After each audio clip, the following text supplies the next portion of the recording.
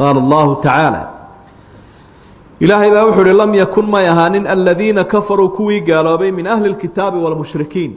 oo yahuudiya mushrik gaaladii carbeed balihi ma ahanin mufakiina kuwa ka haraya waxay wadaan hatta taatiyahum albayina sharo diintii cadayday u timaado ee wax walba cadaynaysa cadayda waadixay rasuulun jeeru yimaado waa nabi maxamed min allah ilaahi xaqiisa ka yimi yatlu suhufan mudahhara akhriya xaashiyo la nadiifiyay fiha kutubun qayyimah حاشيهاasoo ay ku qoran yihiin أحكاam toosan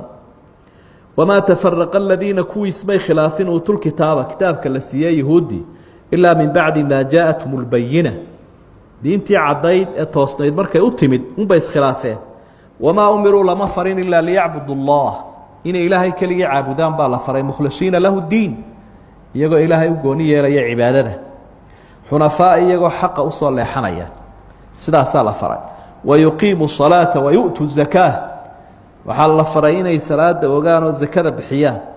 وذلك الدين القيمة دين التوصل وتاوي إن الذين كفروا من أهل الكتاب والمشركين إن الذين كفروا كوي قالوا بي ومن أهل الكتاب والمشركين كوي كتاب كالسيئة إيا قال دي عربيات بكا كولا في نار جهنم نار جهنم يكون خالدين فيها إيا كواريا أما قال نوعية دي سبده أولئك هم شر البرية هو خلق يقول هاي أبو ري يقول بلايا بضن إن الذين آمنوا وعملوا الصالحات تتك إلهي رمي عمل الله في عنا فلي أولئك هم خير البرية هو خلق إلهي بيقول أكسين جزاؤهم أبال كوذا عند ربهم إله هذا أكتيس هذا جنات عدن وي بيرسوغن أنجديو قريتان لهين كبوتان لهين beerahaasoo tajri min taxtiha alanhaar hoosteeda wabiyaashii ay qulqulayaan qiimaha badnaa khaalidiina fiihaa way ku waarayaan radia allaahu canhum ilaahooda ayaa ka raali noqday khaalidiina fiihaa abadan weligoodba way ku waarayaan radia allaahu canhum